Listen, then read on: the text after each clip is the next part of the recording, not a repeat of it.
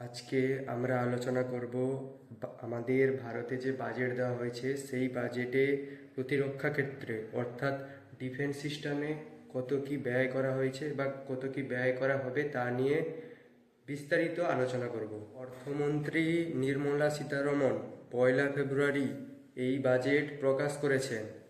বাজেটের বাকি দিকগুলা না ধরে আজকে প্রতিরক্ষার দিকটা বেশিভাবে আমরা আলোকিত করব। এবারে প্রথমে আসছে আমাদের বাজেটের যে পরিমাণ প্রতিরক্ষা ক্ষেত্রে, তা হলো 7.85 লক্ষ কোটি টাকা। গত বছরের তুলনায় প্রায় 15.19% বেশি। গত বছর ছিল আমাদের বাজেটে প্রতিরক্ষার ক্ষেত্রে 6.81 লক্ষ কোটি টাকা, আর এবছর এসছে 7.85 লক্ষ কোটি টাকা। এবার আসছি মূলধনী ব্যয় ও আধুনিকরণে। সশস্ত্র বাহিনীর আধুনিকরণ এবং নতুন যুদ্ধাস্ত্র কেনার জন্য বিশাল অঙ্কের টাকা বরাদ্দ করা হয়েছে। এই টাকার পরিমাণ হলো 2.19 লক্ষ কোটি টাকা। বিশেষভাবে আধুনিকরণের জন্য রাখা হয়েছে এই অর্থ গত বছরের তুলনায় প্রায় 21.8% বেশি। এর উদ্দেশ্যটা মূলত রাখা হয়েছে নতুন রাফেল যুদ্ধবিমান, সাবমেরিন, উন্নত ড্রোন, আধুনিক ক্ষেপণাস্ত্র যেমন ব্রহ্মাস্ত্র অর্থাৎ ব্রহ্মোস। এরপরে আসছি দেশীয় শিল্প। এই মূলধন বরাদ্দের একটি বড় অংশ প্রায় ধরে নিন 1.3 লক্ষ কোটি টাকা দেশীয় প্রতিরক্ষা শিল্প থেকে সরঞ্জাম ক্রয়ের জন্য অর্থের উপর। তার ভিতর ডিআরডিও সৈন্যদের বেতন বা তাদের যেটা তাদের পেনশন দেওয়া হয়, এবং তারই সাথে সীমান্ত অঞ্চলে যে সড়ক সেগুলোর উপর।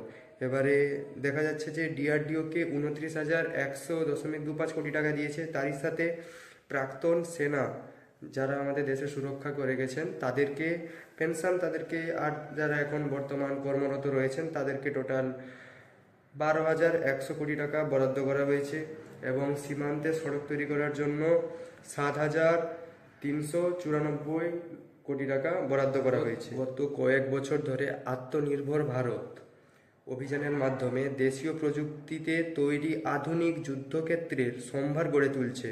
2026 সালের বর্তমান তথ্য অনুযায়ী ভারতের নতুন এবং সবচেয়ে আলোচিত কিছু অস্ত্রের তালিকা আমি আপনাদের সাথে এক্ষুনি শেয়ার করছি। LCA তেজস MK1A, এটা এক প্রকার তৃতীয় প্রজন্মের যুদ্ধ বিমান। 2026 সালের মধ্যে ভারতীয় বায়ুসেনায় এর বড় একটি ব্যাচ যুক্ত হতে চলেছে। এরপরেই আসছে রাফেল M। নৌবাহিনীর জন্য কেনা এই যুদ্ধ বিমানগুলো INS বিক্রাম থেকে কাজ করবে। এছাড়া আরও 114টি রাফেল কেনার প্রক্রিয়া চূড়ান্ত পর্যায়ে রয়েছে। এবার আসছি S-400 অর্থাৎ সুদর্শনে। এটি বিশ্বের অন্যতম শক্তিশালী আকাশ প্রতিরক্ষা ব্যবস্থা। বর্তমানে ভারতের 5টি ইউনিটের মধ্যে শেষ পর্যায়ের ইউনিটগুলো মোতায়েন করা হচ্ছে। তারপরে আসছি LCH প্রচণ্ড। এটি ভারতের তৈরি প্রথম হালকা ওজনের কমব্যাট হেলিকপ্টার, যা সিয়াচেনের মতো উঁচু পার্বত্য এলাকায় কাজ করতে সক্ষম। এরপরে আসছি ক্ষেপণাস্ত্র আর গোলন্দাজ বাহিনী। অগ্নি প্রাইম, এটি অগ্নি সিরিজের সবচেয়ে আধুনিক এবং ওজনে হালকা ক্ষেপণাস্ত্র। এটি রেল বা রাস্তা দিয়ে সহজেই এক জায়গা থেকে অন্য জায়গায় নিয়ে যাওয়া যায়। তারপরে আছে ব্রাহ্মস NG, বিশ্বের দ্রুততম ক্রুজ ক্ষেপণাস্ত্রের আরও শক্তিশালী ও হালকা সংস্কার, যা এখন তেজস যুদ্ধ বিমানেও লাগানো যাবে। এরপরে আসছি LR আসাম। 2026 সালের প্রজাতন্ত্র দিবসের প্যারেডে ভারতের প্রথমবারের মতো তাদের দীর্ঘ পাল্লার হাইপারসোনিক অ্যান্টিশিপ মিসাইল প্রদর্শন করেছিল। তারপরে আসছি পেরাল মিসাইল। স্বল্প পাল্লার এই ব্যালিস্টিক মিসাইল LC ও সীমান্ত মোতায়েনের জন্য তৈরি করা হয়েছে। নৌবাহিনী ও সাবমেরিন। এবারে আসছি INS অরিন্দম, ভারতের তৃতীয় পারমাণবিক শক্তিশালী ব্যালিস্টিক মিসাইল সাবমেরিন, যা 2026-এর শুরুতে কমিশন হতে পারে।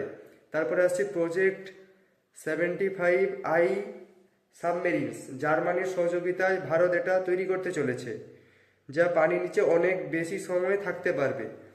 তারপরে আসছে ফার্স্ট ইনস্টার স্পেক্টার ক্রাফট।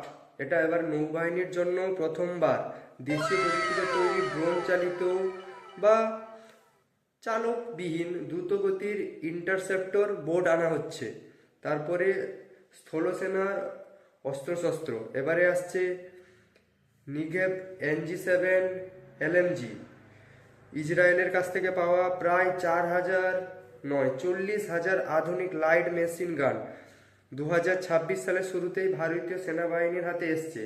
এরপরে আসছে AK-203, উত্তরপ্রদেশের আমেথিতে রাশিয়ার সহযোগিতায় তৈরি এই রাফেলগুলো পর্যায়ক্রমে পুরনো ইনসান রাইফেলকে প্রতিস্থাপন করেছে।